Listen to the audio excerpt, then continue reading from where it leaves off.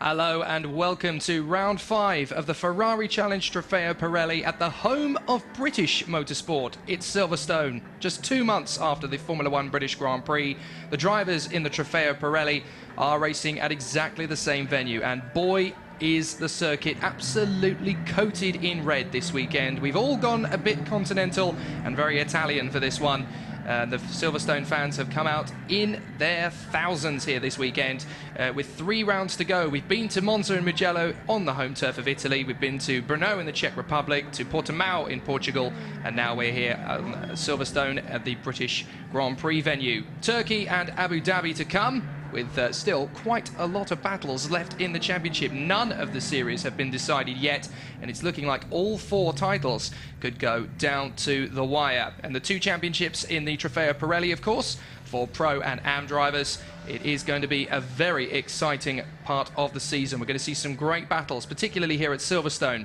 Jake Sanson here in the box with you. Beside me is Charlie Hollings, who's done quite a few laps in a Ferrari around this place. You know it like the back of your hand, Charlie. Yes, yeah. Luckily enough, I've covered a few miles around this place. So I was out in one of the challenge cars actually on Thursday and Friday morning. So circuit's looking good, and I think we'll have a good weekend's racing. And it's a very interesting circuit, this, from the driver's perspective, because there's a lot of very fast-flowing corners, long straights, but there's also some very technical sections of the course, particularly into the first few corners of the lap. Yeah, exactly, yeah. Obviously, Copse Corner, then into Maggotts, Beckett, Stowe corners are all corners that are renowned for kind of putting everything on the line, but technically being correct with the line and everything else as well. But then you come into the slower sections, down into the Vale and Club and into the loop at the start of the lap. And you have to be nice and controlled and get good exits and everything else. So a real mixture of high speed and technical stuff. So good challenge for the drivers. Fascinating qualifying, and with the success ballast added with the grid penalties in this championship, the winner from the last round gets a 5-place drop, the second place man gets a 3-place drop, and then the third place man gets a 1-place drop on the grid. So after qualifying, we have got some very interesting positions on the grid, particularly for this man, Giacomo Strata, starting from second on the grid. He qualified 4th, and a front row start. That's going to pay dividends getting to that first corner, Charlie. Yeah, it's always exciting with obviously some of the movements and grid position and so on. Daniel Diamato there in the AF course car, that's going to be strong. I think he's going to be really fighting. Obviously, he's one of the pro cars, and next to him, alongside him, is one of the effectively AM cars. So there might be a little bit of leeway given there between those two into the first corner. And this man, Raffaele Giannoni, will be starting from 4th on the grid after setting the 7th quickest time in practice. So that could be a bit of an obstacle for those drivers who were faster than him in the qualifying on times, making their way through the grid. Here's our onboard, our very own Alexander Martin, who's going to be pushing his way from row 6 on the grid. So overtaking moves galore there, possibly, Charlie. Yes, yeah, I was with Alex 15-20 minutes ago, and his qualifying wasn't the best. Didn't quite get the car how he liked it, and a couple of little issues that just hampered a tiny bit of time, but not much from himself in the car. But he could have certainly been a bit further up the grid. So he'll be coming through, and he'll be in a fiery mood today on home ground. Now, a lot of the drivers have been speaking to me over the course of the weekend, particularly through qualifying and practice.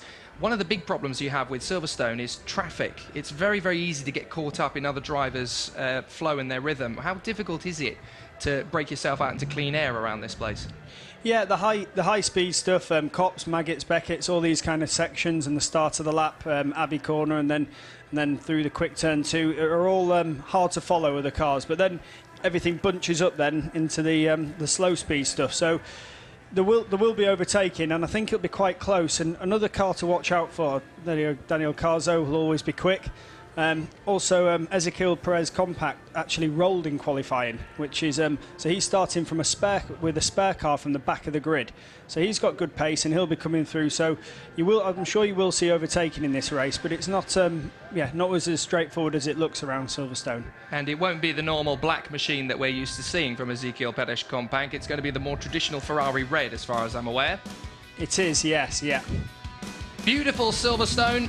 It is the Ferrari Racing Days. It's not just an event for the TropheoPirelli and the Copper Shell Championships. It is an entire weekend. The FXX and F1 Clienti programs come here at the same time, and all of the fans are treated to some fantastic Ferrari racing over the course of the weekend. The Union Jack flying high over the BRDC clubhouse there, as the fans have been well and truly treated to some absolutely exceptional motorsport. Even so far, we haven't even really got started with the racing, and everybody has been getting involved in the spirit of the occasion. The Ferrari shirts and flags and banners are waving high. We had the Ferrari parade a little while ago with, by my count, about 300 or so Ferraris going around the circuit. Absolutely beautiful. We've even got a helmet cam for this particular race with Philippe Baron, so he'll be giving you a proper indication as to exactly how intense it is for a race in this championship. So let's take you around the Silverstone circuit.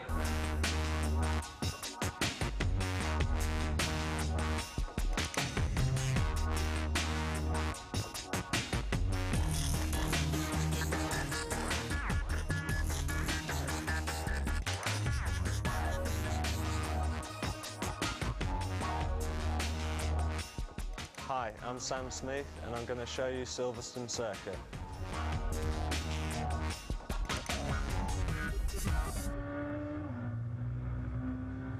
Here we go down the pit straight, flat out.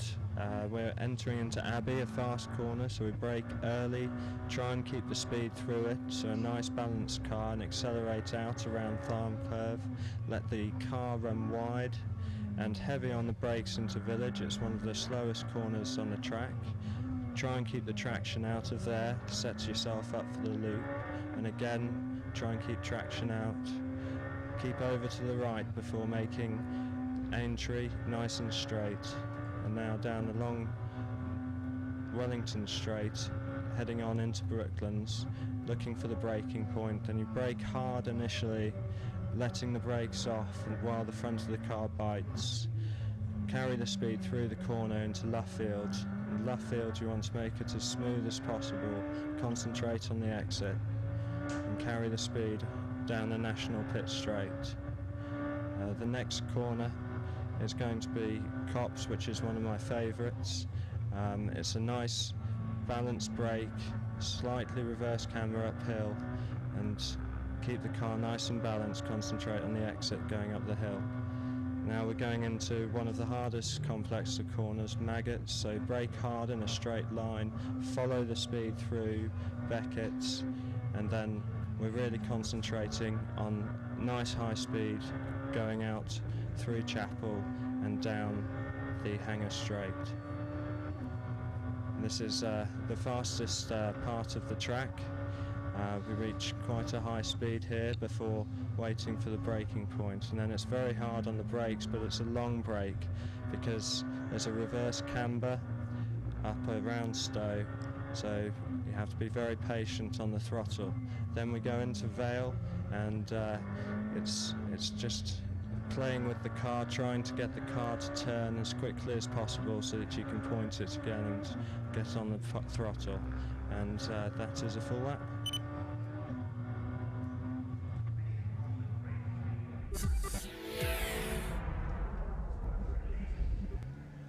So just a matter of minutes now until the start of the Ferrari Challenge TropheoPirelli first race at Silverstone. Big challenge compared to some of the previous rounds.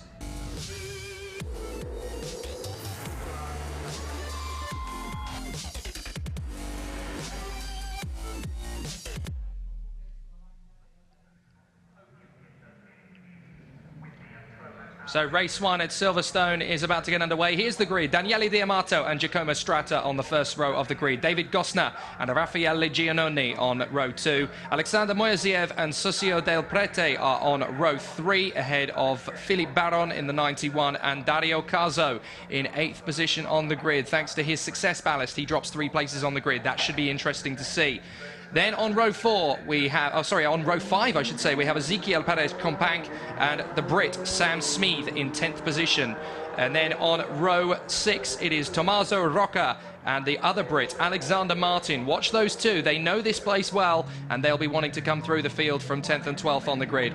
Then on row 7, Florian Merch, the Belgian, and Alessandro Vazzoni in the number 27. And finally at the back, it is Vadim Gitlin, or at least it was going to be Vadim Gitlin. Now, of course, Ezequiel Perez Companc will start from the back of the grid. So we watch on the formation lap. This is the last opportunity for the drivers then to build up the heat in the tyres and get the best possible start off the grid.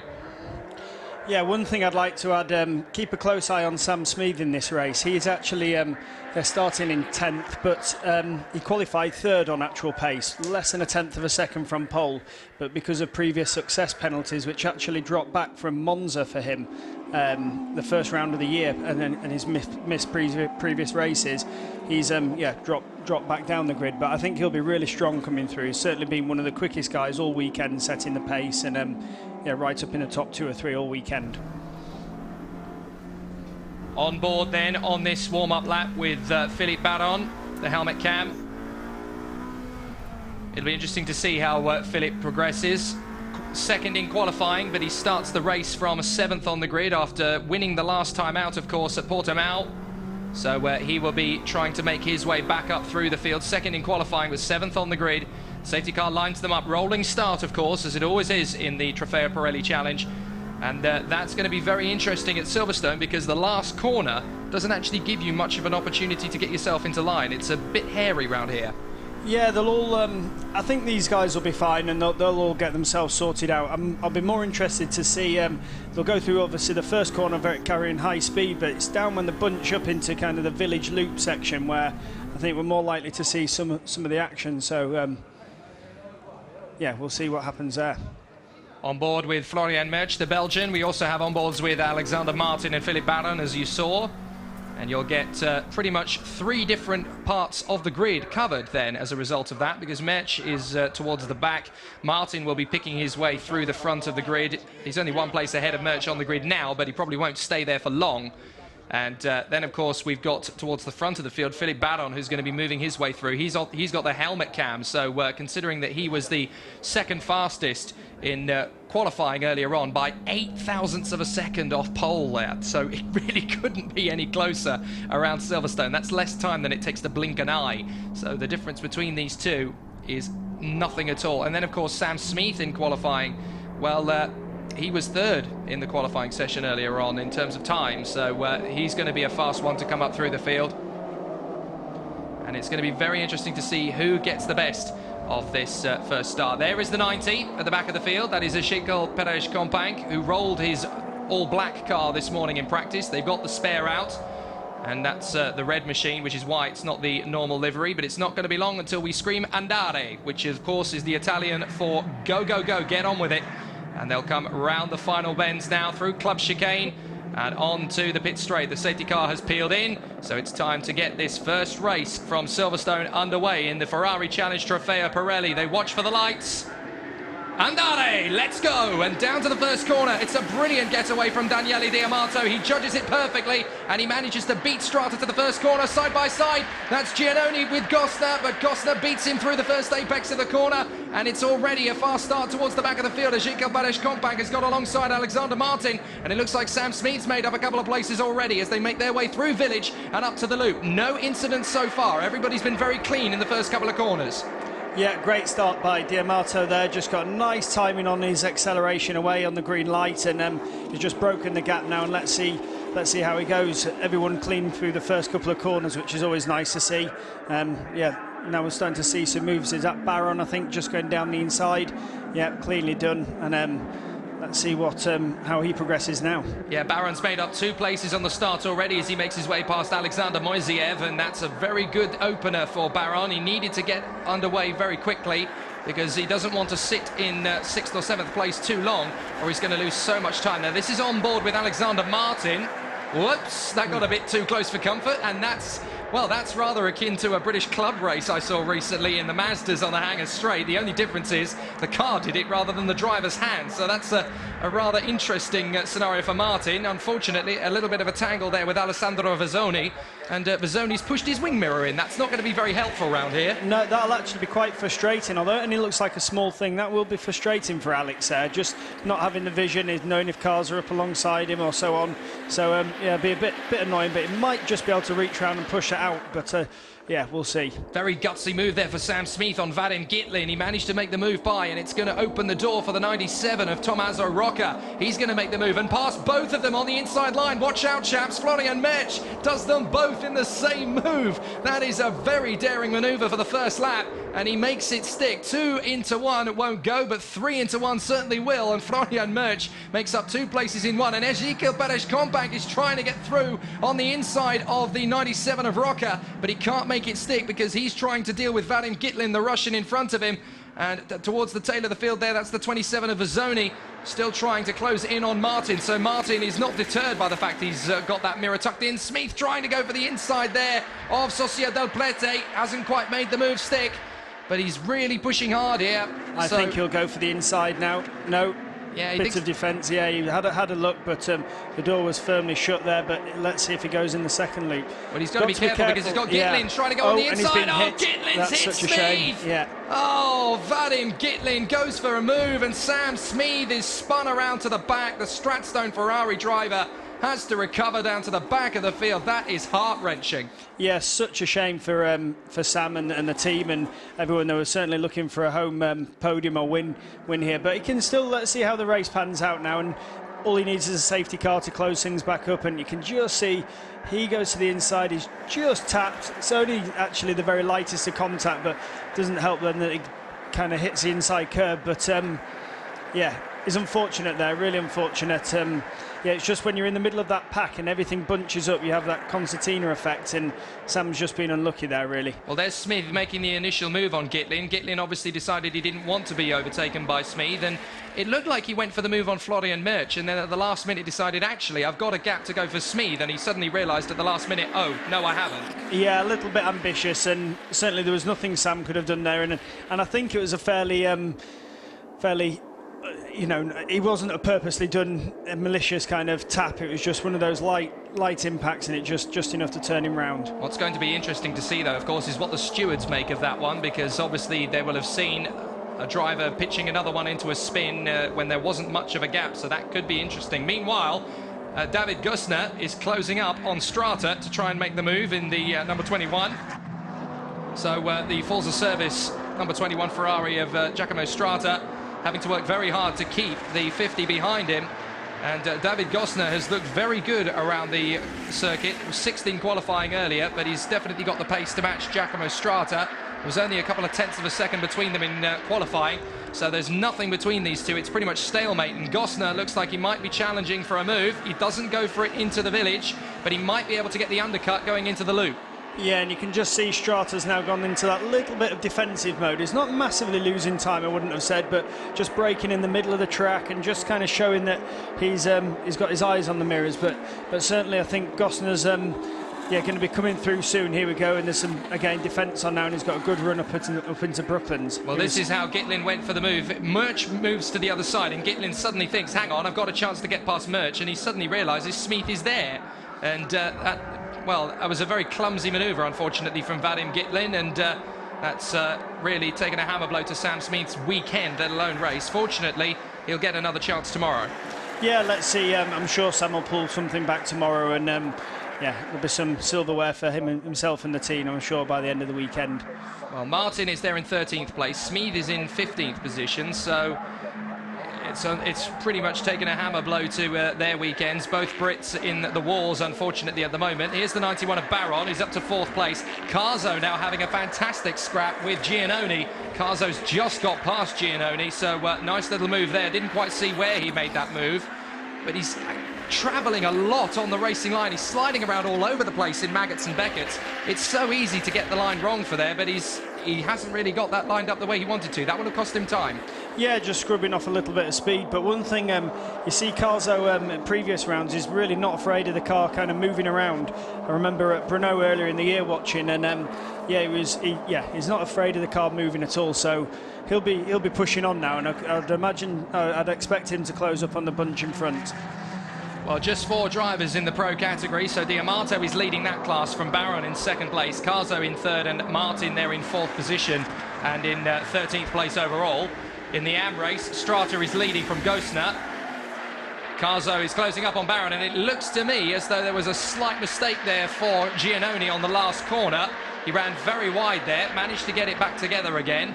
But the fastest lap of the race, not surprisingly, is Daniele D'Amato. He's made the pole position count, and he's already pulling away. Strata is kind of backing everybody up here. Yes, I think that's, in a moment, the problem sooner... That's 50, losing it wide. Sorry there, Charlie. Ghostner. Yeah, Ghostner. I was going to say, Ghostner's going to have that problem in a moment where he's challenging Strata, but he's then going to have to go into defence mode from Baron, so that mistake himself hasn't helped him, though. Now you can see Baron flashing his lights, trying to just... force him into that mistake through a bit of lack of concentration or whatever he can do to unsettle him. It's all psychological, isn't it? Now hang on, that's Gitlin. That's Gitlin. Drive-through penalty, causing a collision. Now that's not necessarily a surprise. It is a very interesting incident, and they've obviously decided, Vadim Gitlin, you must drive through the pit lane, you bad boy. You have got a penalty, and got a replay on board with Baron. What's happening here? Oh dear, that's not gone well. And that's a bit of contact. Sorry, that wasn't Baron, was it? That was the Florian Merch, the 88 we were riding on board with. This is Martin on Smeeth, or Smeeth on Martin, I should say. Looks like he's got that move lined up nicely. Yeah, and I think that's a fair penalty for Gitlin, actually, because I don't think it was malicious, his move on Sam Smeeth, but he's cost him a chance of a good position. So a drive-through penalty moves him to the back of the field, and he kind of gets a penalty back himself a little bit and forgotten about for the end of the race, and it's not something they have to worry about in the steward's room after. So Strata leading the AM class from Ghostner, Giannoni in 3rd, although he is 6th overall. Moisiev is next from Merch and Pedesh Kompank. I must say, actually, just looking at the timing screens, Perez Compact, I think, has been really impressive in this first 3 or 4 laps. Starting obviously at the back of the grid, but the car he drove to the grid is one he's never sat in till that moment, half an hour ago. So for him to just jump in a car that he's never sat in and already get himself into that top 10 position, he's actually 8th now because Gitlin's just taken his penalty, I think is really good. So impressed with that. You're absolutely right, Charlie. 8th position overall, and considering that he rolled the car in qualifying earlier, it's been an expensive weekend for the family. Again, that was Ghostner the first lap. Now it's Strata this time. Now I would imagine Ghostner's going to have a good run in him, as obviously has lost his exit speed there. But let's see if there's enough. He's going. Strata's holding his line. He's being very defensive, and this is an opportunity for Baron to come in. Come on, guys, get on with it. And Baron makes the sweep on the inside. He beats into the corner. Yeah, I think Ghostner there was a bit... He's kind of taking his time in the move, but I think he needed to just be a bit more aggressive. Certainly when Strata was making them mistakes. So that's a shame. Whether he's got a few championship thoughts in his head or just trying to get through the first kind of handful of laps. But Baron, again, very racy and fighting his way to the front as quickly as he can. That's the thing, because Ghostner had time, and he actually had space as well to make the move on Strata, but I think he was being a little bit patient. Let's have a look at it again. Strata goes wide. Ghostner's got a great run, and he actually had a very good momentum to get through. This is Sam Smeeth making his move. Is he on Socio del Prete? They've already had a bit of a fight. Oh no! That's Strata. Strata's gone off. That's a shame. Obviously, whether there's been some, whether there's been some contact with Baron, not going to comment yet. But bangs the steering wheel in frustration. So clearly he is not happy. Whether he's not happy with himself or someone else, That is another story. Let's have a look at what happened. Strata through Maggots and Beckett. No, oh, he's just lost it. Made a mistake, yeah. Oh. And Barron's really lucky there, or both of them, but Barron's certainly lucky that he wasn't taken out by... that is such a difficult place to lose it. He was so lucky. Oh! Door open on... That's Merch. That's a strange... It's had an impact, You don't hasn't see it? that very often, my it's word. had an impact, though. You can see all the damage on the side, so... Well, that is potentially... Oh, have we got another spin? Or is that just a huge amount of wheel spin? That's even more than tyre squeal, yes, That's louder tyre squeal than you used to seeing. I wonder, are the cars pushing themselves a little bit further than they expected to be? Yeah, I mean, these cars do move around a lot compared to such as, for example, the GT3 or the GT2 car, you know, less downforce, and so it's not unfamiliar to see a bit of sliding around and tyre squeal and so on. So it's all gone a bit topsy-turvy. Now, the problem with Florian Merch's door hanging open, there's a chance he'll get a black and orange flag for that, because obviously we're on British soil, and things like that are picked up very quickly by the stewards, so they might well decide to give him a black and orange flag and ask him to pit in and have that sorted, and that's going to end any chance he has of a strong result. Yeah, I would imagine, obviously, even if he can hold that down the straights and things like that, it was a left-hand door and there's lots of right-handers, so it's going to keep flying open as there you go, you see the car. He's got the sponsor on there, Fling, but he's just flung it in the gravel, hasn't he? This is on board with Barron. This is how he saw it. Oh, that is so tricky, and he was so close to going straight in with him.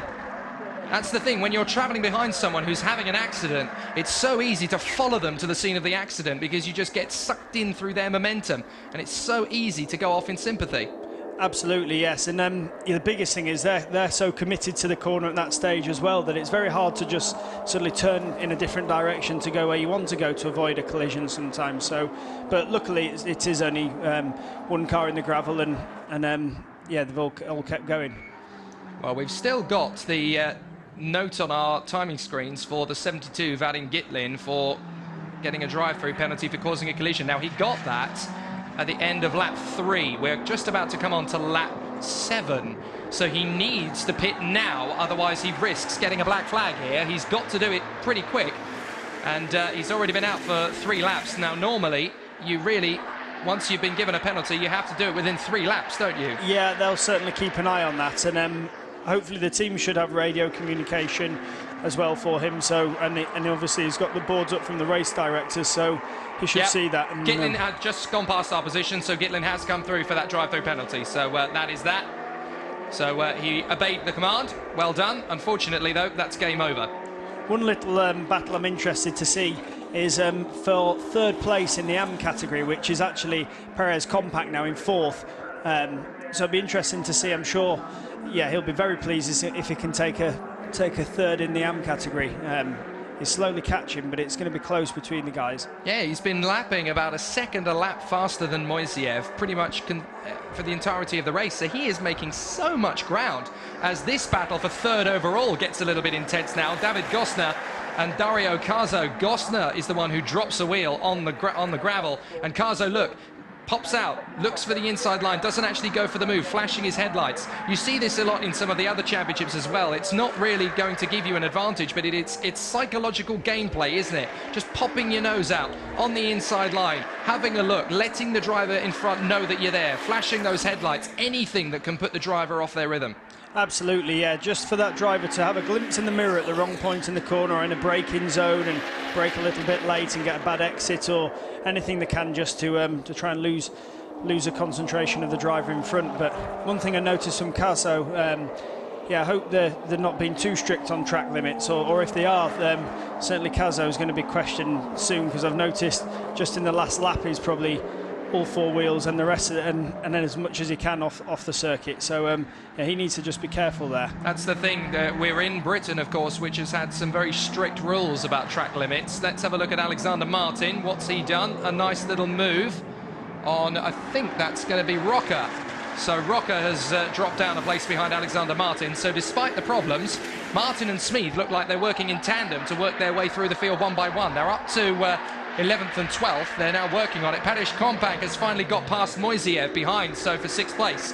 We didn't see what happened there, but considering that that's a car he's never sat in before, 3rd in class, That is pretty impressive. And Martin just saw out of the commentary box window. Cazzo down the inside. Yes, in indeed. the village loop. So yeah, so he's up to what's that? That's fourth, third. That's third place. That's third overall. place, and he's running a little bit wide coming onto the straight. This is going to be a great battle down the Wellington straight and up towards Brooklands. Is Gosner going to get another chance? He goes to the outside line. Carzo is on the back foot. He's on the defense.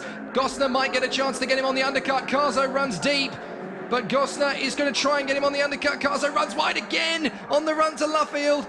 This is absolutely brilliant battling between these two, and Gosner is putting Carzo under massive pressure. Carzo's been trying to prove for the last couple of laps that he's the faster man, and he needed to get through.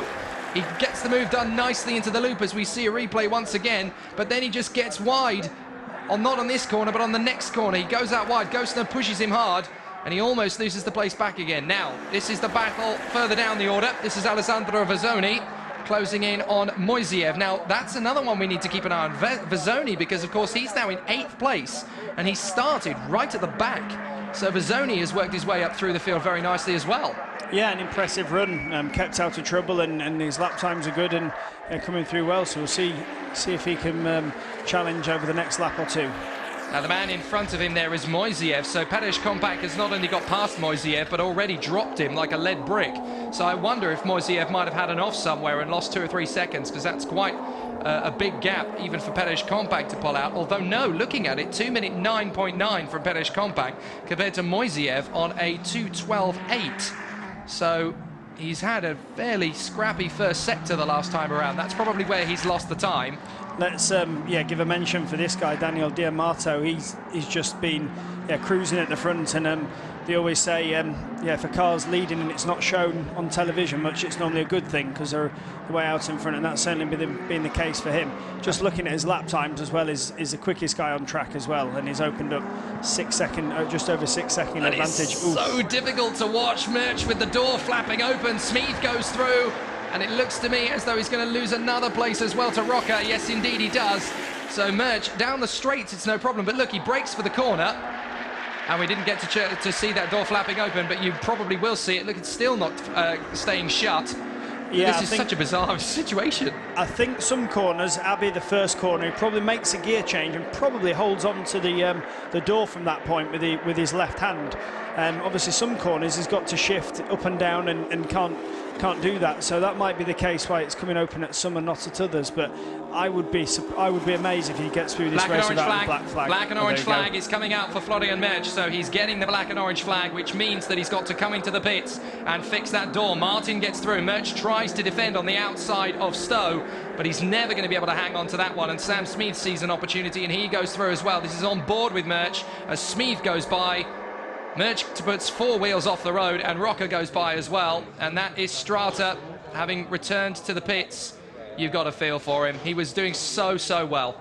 Yeah, it was a shame really, because he just made a couple of mistakes and certainly finished it off in the gravel. So yeah, shame. Sam Smeeth now, it'll be interesting to see if he can start coming through a little bit more. He'll certainly be challenging Alex Martin over the next lap or two. You can see he's up behind, and bearing in mind he had that spin at the start, he's caught Alex. But Alex isn't stupid. He'll be fighting for every position, and there'll be a race on between these guys to be the honour of the top Brit.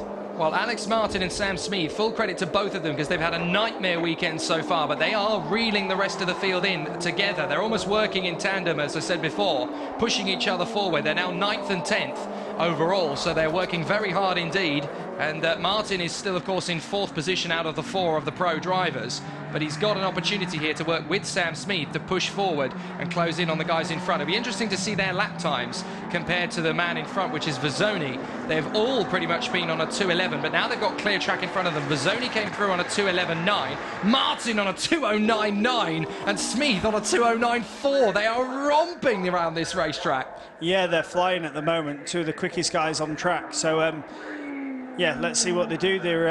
I'm sure Sam's going to be wanting to have a go at Alex Martin, but at the speed they're going at the moment, he's probably going to find it hard to actually make a move unless Alex makes a mistake. So we'll see what happens. Well, the time they've got, it looks like they can certainly get 7th and 8th net, depending on which position they end on, because they're rapidly closing on the drivers in front, Moiseev and Vezzoni, by 2 seconds per lap. The gap last time as they came through between between Vezzoni and Alexander Martin, it was 3.4 seconds. So in 2 laps, if they keep up this pace, they will be there, right on the tail, gunning for a move. So it's not going to be long before we see those 2 British charges, Alexander Martin and Sam Smeeth, making their charge for 7th position. Here's Dario Carzo, 5.6 seconds behind Philippe Baron, and not lapping quite as quickly as him at the moment. The fastest man on the circuit at the present moment is actually Baron by 1/10 of a second to D'Amato. But the fastest man overall is D'Amato out in front. Yeah, I was just going to say, I'm sure at this stage of the race, D'Amato has got just over a 6-second advantage, a gap which is big around this circuit. I'm sure he's quite happy losing a 10th or 2 here and there if he's got to that stage of the race where he's probably just looking after everything car-wise, and yeah, but we'll keep an eye on that.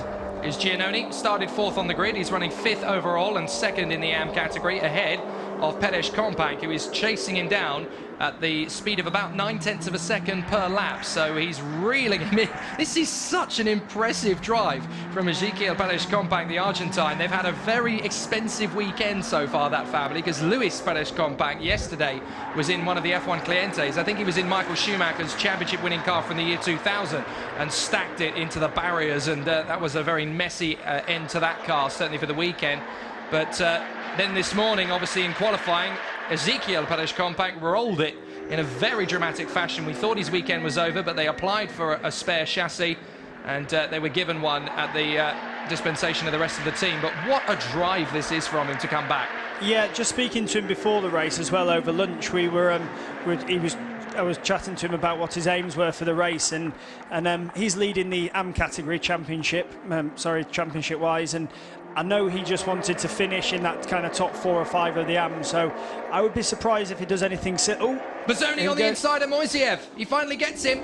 That was very nicely done, and now Alexander Martin and Sam Smeeth are reeling them both in. This is going to be a 4-car train before too long. In fact, probably by the next corner. Moiseev has been really holding up Vezzoni. Vezzoni finally gets by, and now look who's behind you, Bucko. It's Martin and Smeeth. They are charging, and Moiseev goes off on the run to Luffield. This is Martin's opportunity to get through, but he's going to have to time it right. Yeah, and this is actually probably one of the best opportunities for Sam Smeeth to get in the action and get past Alex, although the door's just been shut through Woodcote. But this is a real opportunity for Sam to take advantage. But yeah, I was a bit worried something may just happen there. There's a sharp intake of breath from both of us there as Martin tries to go for Moiseev through Woodcote. Martin got a nose chopped off, and then he was seriously trying to get through. To a certain degree, he's got an argument here because he's a pro driver and Moiseev is an AM driver. So by his reckoning, it's like, well, come on, mate, get out of the way. I'm clearly quicker than you. You know who I am. Move over. But then Moiseev won't want to do that because that opens the door for Sam Smeeth, who he is battling with for the class performance. So it's tricky. Look, Martin flashing away. Come on, mate, get over it. And he's going to the inside. No, the door's being shut. And there's nothing in the rules actually saying that, even though they're a mixed category, that obviously you see no blue flags or anything. They're actually racing for position. So Moiseev is doing what he is allowed to do. But there you go. You see. See Alex Martin down the inside. Nice clean move in the end, which is good. And I'm sure Sam Smeeth will be challenging over the next lap or so as well. It's not going to be long because Alexander Martin and Sam Smeeth have been charging through the pack. Now Alexander Martin sets off in chase of Alessandro Vezzoni, who started at the back of the grid. And Sam Smeeth there with a tiny bit of bodywork hanging off the back of the car. I'm not surprised after that little bit of contact with Gitlin. By the way, Gitlin is still circling the circuit after that drive-through penalty. Florian Merch has been in the pits as well after his black and orange flag. In fact, I think he is actually in the pits at the moment, and he's just left the pits. So sadly for Merch, that's game over. In fact, here he is. This is Florian Merch into the pits to try and sort out something with the door, which is still flapping open. Yeah, we're seeing big strips of tank tape there, and that'll be... yeah, you can see also, notice one of the Ferrari officials there, so they'll just be checking that it's been done right, and it is safe to... Moiseev still again at the same corner as last lap, off at Luffield, and Sam Smeeth will be getting frustrated now. There won't be as big an advantage this time as Martin had over Moiseev, because Sam Smeeth is the same level as Alexander Moisiev, and that's going to be tricky. He's really going to have to work hard here. Sam Smith pops up on the inside of Kops. That's brave, but he made it stick. Great move. Yeah, he had a nice run and just came out very late and just surprised Moisiev. And yeah, great move down the inside by Sam. And off he'll go, be chasing Alex Martin again. Moisiev hand out the window as if to say, come on, are you serious? How did you make that work? And yeah, unfortunately, tape doesn't appear to be working quite the way. Ezekiel Perez-Compact on the inside. There might be a little bit of contact, but no. The door slams shut, and Giannoni holds on to second place in the AM class for the moment, but it's not going to last long. Perez-Compact down the inside at Club. No, he thinks better of it, but he's swarming all over the place. He's trying to put Giannoni off here. Yeah, I think he'll be sensible, but he'll certainly be, look for the opportunity to overtake, but he'll just kind of try and force Giannoni into a mistake mode. Oh, the two teammates side by side. Here we go. Oh, they've touched mirrors. Both their mirrors have gone now, and up the inside goes Perez-Compact. Giannoni's still trying to hang on to it, but he eventually concedes. But he's going to get another run to try and go for him on the village round the outside. They're still side by side. He cuts across him. And this is brilliant racing. Now, if he stays on the outside, Giannoni, he's got the inside for the second hairpin. So great bit of driving, and Ezekiel Compact straight over there. You see the AF course. Team looking up. Oh, Giannoni's gone. Oh no, that was going so well. He might be okay actually with the gaps from the cars behind. So let's hope he hasn't lost. Here we go. Well, here comes Vezzoni. Vezzoni's going to get him on the acceleration. How did that happen? Let's see what happens. So Giannoni gets the place back. Perez-Compact goes no. Oh, Giannoni tries to get the line for the next corner. Yeah, I'm quite pleased that it's not Perez-Compact's fault as such there. I think Giannoni just came back over a bit, just the lightest touch, but it certainly wasn't kind of bumper to bumper contact. But hopefully he's got away, and he might still be third in class, which if he does, if he is, I think that's fairly fair. Yeah, that was Giannoni's lost the place to Vezzoni, sadly, so Vezzoni gets through. But yeah, that was a clear case of Giannoni. Not malicious at all. He was getting off the curb, trying to line himself back up again, lost the front end. It went straight into the side of Ezekiel Perez-Compact, and now he's got a problem with the door by the look of it. Looks like that's flapping in the breeze. And here comes Martin. Martin, 4 wheels off the racetrack. Where did he come from? He's charging after. Yep, there's a problem with the window of the 96 of Giannoni. It looks like the window's about to fall out of the car, and Martin goes around the outside of Maggots and Beckett's. That is brave. And of course, the contact there with Giannoni, the damage on the window is from the pit straight with Perez-Compact. So that's hindering his vision and knowing what traffic's around him. Sam Smith coming through as well. So the mirrors tangle, and that's how important it is for the drivers, because Smith gets past Giannoni. He can't see out of one of the mirrors after his little tussle with Ezekiel Perez-Compact. What's the golden rule of motor racing? You don't hit your teammate. And Giannoni, he makes a great... This is brilliant. Side by side. For 3 corners, pretty much, they were side by side. Yeah, fantastic. Then Giannoni gets on the curb. Just comes... Yeah, just trying to get on the power well to keep Perez-Compact behind. Has a slightest kind of slide to the left and just touch it. They're just the lightest of touches, but really unfortunate actually, because great racing before that. And he ended up becoming the architect of his own demise. Not really his fault either. It was a racing incident there for Giannoni, and he's about to lose another place to Moisiev. I wonder if he's got more damage to that car than we first thought, because it was a really hefty clout on Ezekiel Perez-Compact. Yeah, certainly it's slowing a lot to say it's just a wing mirror, and if he kept his spit, he's dropping right back already. So suspension perhaps out of line, the chassis crack perhaps. It's hard to know, but it's a shame for him. It was a really hefty whack. We've got 1 minute to go, and Daniele Diamato has got 5.7 on Barron. Barron has been closing him in a tenth or two here or there, but that's plenty of time. Martin's still flashing his headlights to Vezzoni in front of him. He's not got enough time to catch him, I don't think. So he's just going to have to settle for the position. Moisiev, he's all over the place, the 81 of Moisiev, and it's again at Brooklands and Luffield. He really doesn't seem to like that part of the course, and it looks to me as though Giannoni is going to lose another place here to Rocker.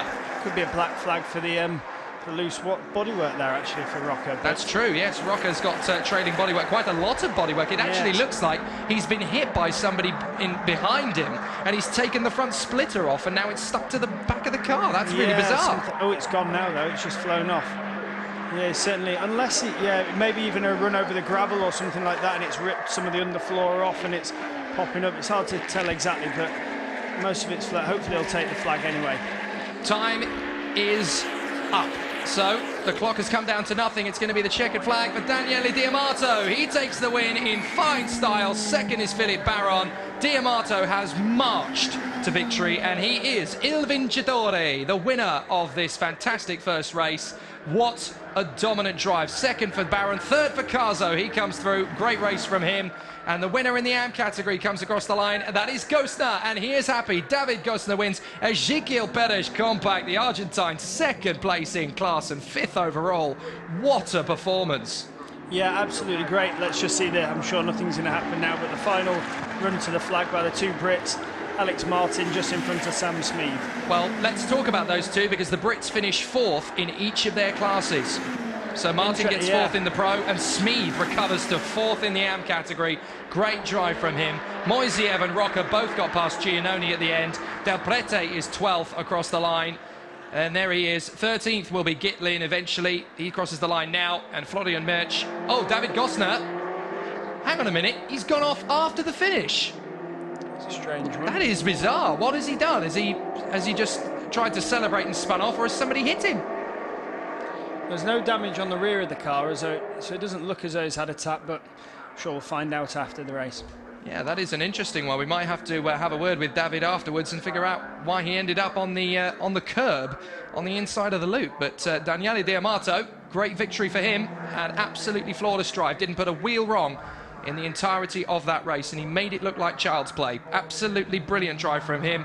Baron second, Carzo third, so in the championship, that is very interesting. Now, hang on, we've got a message come up. 3 cars must report immediately to race control. They are Raffaele Giannoni, Ezequiel Perez Compact, and Alessandro Vazzoni.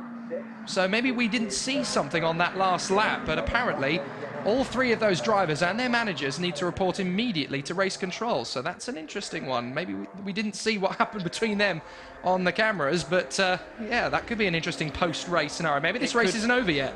Yeah, it could be more interesting for the team manager of Giannoni and Perez Compact, because it's the same person. So yeah, that's always a bit awkward for him. But I would imagine they're calling those 2 guys up for their little incident to talk through it. But I think it's fairly safe to say when you see the TV footage. But maybe, like you say, there's something else happened with that further little spin after the flag. They might have decided, well, yeah, they might have decided in Giannoni's case they just want to check that he wasn't actually deliberately driving into the side of him, but it didn't look like that to me. Baron finishes second. That's what it's like for a driver who's just finished second, on board with him as we ride on the helmet cam. Fans treated to a great race. And the boys happy with that one. The number 91 Baron recovers from 7th on the grid to finish second. The Octane 126 team will be quite happy with that one. Dario Carzo, great work from the Rosso Corsa Pellin Racing squad. They've got into 3rd position with a great setup, and he's been able to charge through the field from down in 8th on the grid. So Baron and Carzo, they started on the same row of the grid, and they'll be beside each other on the podium. But the man in number 25 is the man who finishes as Il Vincitore, the winner. Great performance for Daniele Diamato, who has absolutely marched to the victory. He's been flawless all day, and well, great race. So there is the top 3 in both categories. Diamato from Baron and Carzo in the Pro category, and in the AM category, David Gostner. He's got some explaining to do about that spin after the flag. Perez Compact second though, and Vazzoni coming through in 3rd place. But are the boys happy? Oh yes. Absolutely brilliant race there for Daniele Diamato. Grazie. He's very happy with that one. So let's talk you through the race and how it happened. Always an exciting race at Silverstone, and race 1 was everything but boring. Down the straight and the green lights went. Daniele Diamato went off into the distance and made it look oh so sweet right from the word go. Great battling through the field. Martin had a scrape or 2, but he managed to charge his way through the field eventually too. Philippe Baron made light work of the drivers in front of him, first dispensing with Gostner and then eventually dealing with Strata through no fault of his own. Strata losing it on the way into Maggots and out of Beckett's exit, stage left. So while he ended up in the gravel and out of the race, the racing continued around him with some brilliant battles at the front and the back of the field. Alexander Martin and Sam Smeed desperately trying to make work of Alexander Moisiev. And even the Brits got too close for comfort occasionally. But they fought their way from the back of the field and had some brilliant racing throughout. One man that was on fire throughout, Ezequiel Perez-Compact, battling all the way to the front of the field. And after a little bit of a tussle with Giannone, it was about to get even more exciting. Side by side through turn 1, side by side through turn 2, 3 and 4, and then Giannone losing it into the door of Ezequiel Perez-Compact, and he exited stage right. There was some severe damage to his car, but he was able to just about make it to the finish line. But no problems at all for the man out in front. Daniele Di Amato marched to victory, watched on by his team. And what a victory it was. Perfect performance, great display, and an absolute dominant performance. Baron in second, Carzo in third, with Gosna, Perez-Compact and Vezzoni in the top 3 in the AM category. So great racing from Silverstone, but there's still some explaining to do for a couple of the drivers out there on the circuit. So we'll obviously get to hear from Francesco.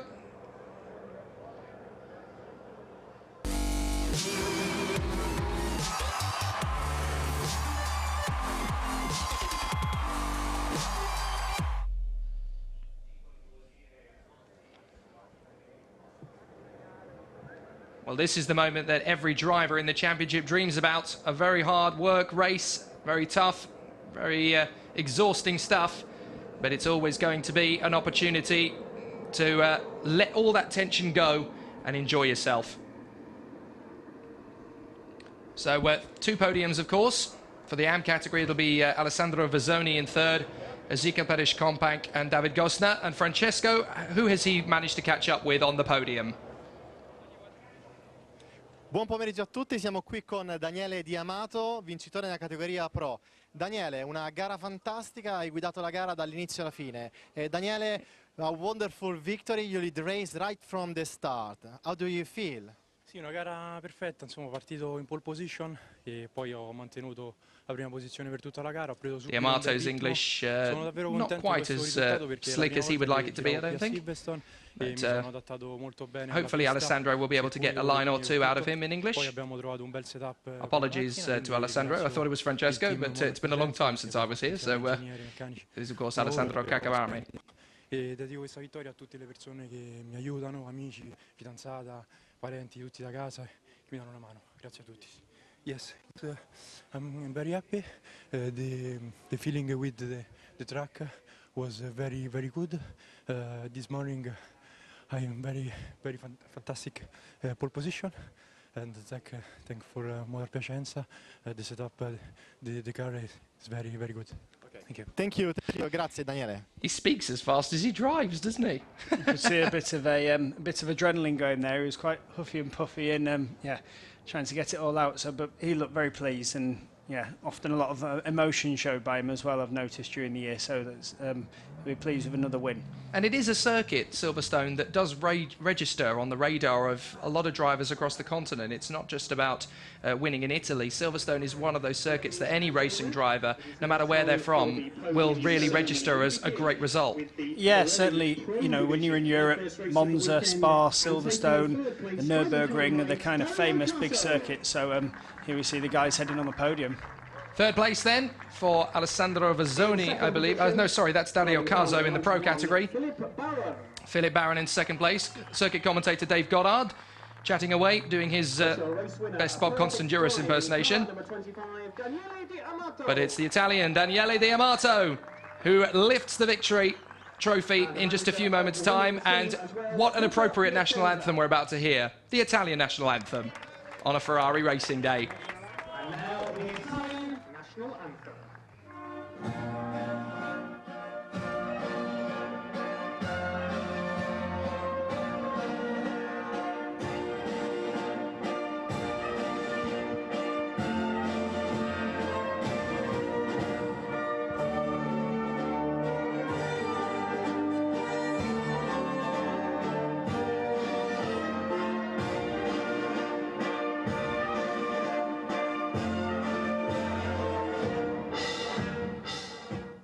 Doesn't get much better than that for an Italian, does it? Ferrari Racing Day, the whole circuit given over to the Prancing Horse and the Scuderia Red.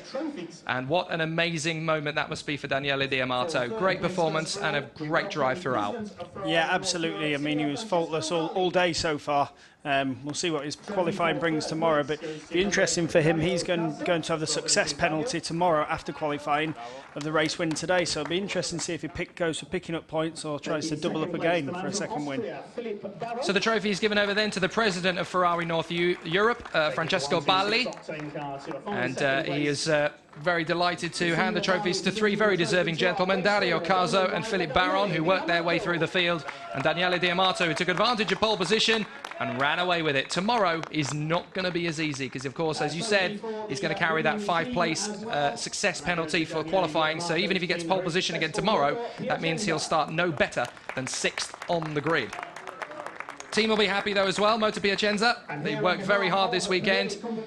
And now, of course, it is an opportunity to present the pole position trophy as well, of course, to Daniele Di Amato. So he's worked away with the maximum silverware from race 1. What can he do in race 2? That'll be interesting. Yes, yeah, we'll see how he performs then, but certainly top performance today so far. So 3 very happy drivers and 1 very happy team member for the Moto Piacenza squad. And there is the TropheoPirelli that he's holding there for pole position. And now it's the time they've all wanted, the good old champagne, as everybody runs from the scene of the podium, unless you are a top 3 race drivers as well. Absolutely fantastic performance from the 3 drivers then, and that is a great way to head into tomorrow's second race. Those are the 3 drivers that are getting the success penalties then, Di Amato, Baron and Carzo. Baron, of course, has already had one, and so too has Carzo after last time out. That makes the championship very interesting. We'll bring you the points table in just a moment, but interesting as well to talk about the AM category. Gosner had a very interesting weekend, certainly starting out in this race. Gosner had to fight tooth and nail for that victory, but he was very lucky to hang on from Ezekiel Perez-Companc, who had caught him up to 1.3 seconds back at the finish. Amazing, considering he had never raced in that car before. No, really impressive, really impressive. So he'll be more than happy with that, I'm sure, second place. And yeah, but a great drive by Gosner as well. Kind of mixed it with the pro guys, but just dropped back that little bit just at the end. So that victory has helped Daniele Di Amato big style. He's got 151 points to Dario Carzo and Philippe Baron. E ora il turno di David Gosner, vincitore nella categoria AM. David, è la prima vittoria della stagione in questo circuito fantastico. Cosa significa per te questa vittoria? Is your first victory in this season? How do you feel to win in Silverstone, a famous circuit? Sì, la pista è bellissima. While he is talking in Italian, worth remembering that David Gosner, his highest overall finish this season has actually been 5th overall, so to finish 4th overall in this race, it's his best performance so far. Great performance from David. Yes, yeah, and he certainly mixed it in with the guys at the front at the start of the race, and yeah, impressive really nice drive. Track I like. It's really fast and it's a long track. And I'm happy to drive together with the profis, so I learn a lot of them. It's really funny. They are really fast and really good drivers, and nice here. Okay. Really nice. Okay. Thank you so much. Grazie, grazie, David. Complimenti. They really do love this circuit, don't they, the drivers? It's a real challenge for racing in these cars on such a technical circuit, and you can see even, you know, 5 or 10 minutes after the race, they're still buzzing with the excitement of it. They absolutely adore this championship and this particular circuit. Yeah, I think certainly Silverstone is like yes, a Spa or these kind of places where whatever car you drive, whether it's the best car in the world or just a road car, you get a buzz from driving around it just because of the quality of the circuit and the flow of the corners and so on. So yeah, they're obviously enjoying it this weekend. So, time to greet the AM top 3 on the podium. Alessandro Vazzoni, the Italian, in 3rd place. Amazing comeback from 2nd position for Ezekiel Perez-Companc, the Argentine. He'll be delighted with that. One of the youngest members of the field, I think he is the youngest member of the field, Ezekiel Perez-Companc, and it's great to see him fight back. And he's delighted with 2nd place. That really helps him out in the championship. But this man, David Gosner, his first win of the 2014 championship, and he will be absolutely over the moon with that. And once again, an Italian national anthem gets played. How fitting is that on a Ferrari race day at Silverstone? And it is a beautiful tune.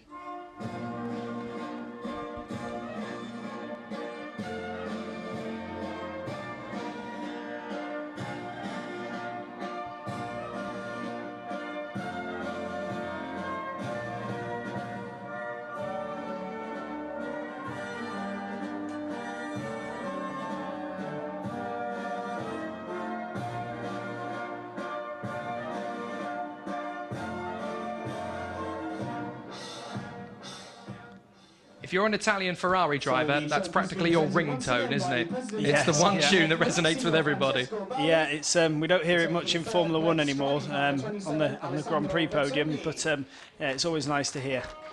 But it looks like the future of Ferrari's sports car program is safe with these drivers. A lot of the drivers will obviously use this as there are two main reasons really for taking part in this form of racing. It's a springboard to get started in motor racing for those rich drivers who want to move on in the sport and play in a championship that's ultimately competitive. But for a lot of professional drivers, it's a good step into wider GT programs in Europe and the continent. Yeah, absolutely. You know, someone like Daniel Diamato, I'm sure we'll see moving on to the kind of GT3 era, Blancpain series, Le Mans series, World Endurance, GT2 cars, GTE cars. So, but yeah, he'll be a guy that you see around in Ferraris, I'm sure, in the higher ranks in the years to come. Well, it's very clear that the Eneco MP Racing team are delighted with victory at Silverstone for David Gosner. They've waited a long time, 9 races in the championship for a victory for David Gosner.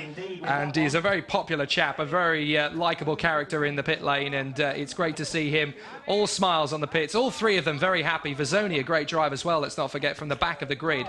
And he worked hard for this one. And jumping around. Well, the adrenaline's certainly still pumping in the AM category, isn't it? Oh. Great performance. That man, though, Alessandro Vezzoni, worked his socks off to get to 3rd position. Ezekiel Perez-Compact, for me, driver of the race. That's a car that he's never sat in before, and he worked his way through the field to finish 5th overall. Mega. Yes, yeah, I would agree with that. Yeah, brilliant drive. Him along with Diamato there for just leading from the front and controlling it, but Ezekiel Compact for kind of, yeah, the hard work he put in them, and also keeping out of trouble in those early laps is one of the hardest things to do when everyone's bunching up, and so easy, like Sam Smith found, to just have a little tap by someone or lose a little bit of time, but he avoided any of that and just came through, and yeah, great race by him. And that's going to pay dividends for Gosner's championship attack as well, because he's scored some good points there. It's going to be very interesting in terms of the AM category. We've had several winners this year, and that's another one to add to it. We've had Giacomo Strata, we had Sam Smith, Raffaele Giannone, Ezekiel Perez-Compact, Vadim Gitlin. They've all won races in this championship season, as too did Thomas Kukuka, of course, earlier in the year. But that means that Ezekiel Perez-Compact has done damage limitation, no harm at all, with 2nd place. Vezzoni 2nd in the championship standings. That's going to hurt Strata's championship bid with that spin. Giannone 4th from Kukuka. Roca, David Gosner moving up to 7th in the standings, so that just shows you how much a win can give you. Merch is there in 8th ahead of Gitlin, and Sam Smith in 10th. He could be so much higher after he was taken out earlier on. Yeah, that's a shame for Sam Smith and the whole team, Stratstone, FF course, local team, and do a great job, and he's had pace all the weekend to win outright, it has to be said, not just win the AM class. He's certainly been one of the pace setters overall, so such a shame for Sam, but I'm sure we'll see him fighting tomorrow. So race 1 in the Ferrari Challenge TropheoPirelli then. Gutsy racing, great overtaking, and some fantastic battles in both classes. We saw great racing and very intense competition. And that just leads us to what is hopefully going to be more of the same 24 hours from now. Great racing in race 1, race 2, no doubt with success penalties for the top 3. Daniele Diamato will now drop 5 places on the grid, no matter where he qualifies for the 2nd session. Philip Barron will drop 3, and Dario Caso will drop 1. And that means that it could be a very topsy-turvy grid for tomorrow. So too will Gosner, Perez-Compact and Vezzoni, in that order, of course. Gosner will drop 5, Perez-Compact will drop 3, and Vezzoni will drop 1.